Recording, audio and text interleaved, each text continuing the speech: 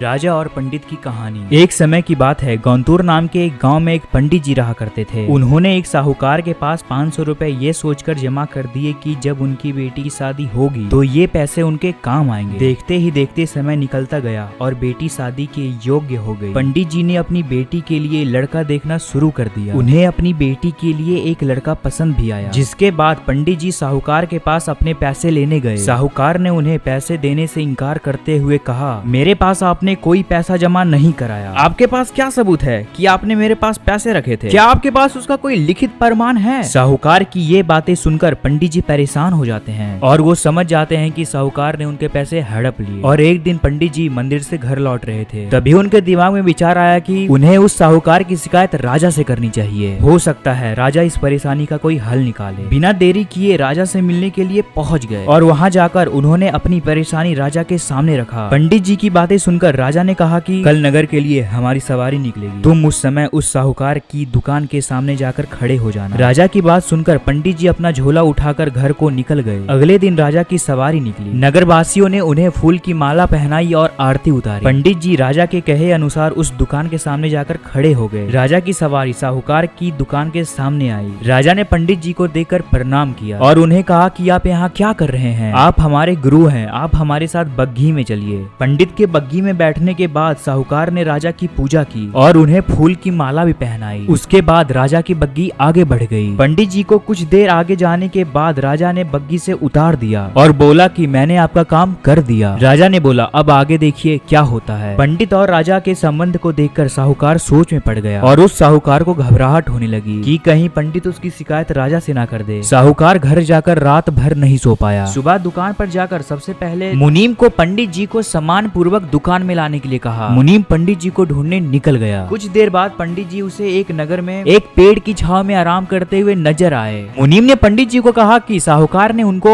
दुकान में लेकर आने के लिए भेजा है। मुनीम पंडित जी को इज्जत के साथ दुकान लेकर जाता है। साहूकार पंडित जी को आदर सम्मान के साथ बैठाता है और साहूकार पंडित जी को कहता है, मैंने अपनी पुरानी खाते की अच्छी तरह से जांच की और उसमें आपने मुझे 500 रुपए दिए थे। इसकी जानकारी मिली है। ये पैसे पिछले 10 सालों से मेरे पास जमा है, जिस वजह से इसका ब्याज मिलाकर यह 12,500 रुपए हो गए। फिर साहूकार उन्हें 13,500 रुपए देते हुए कहता है, आपकी बेटी मेरी भी बेटी की तरह है, तो ये 1,000 रुपए मेरी तरफ से उसकी शादी के लिए है।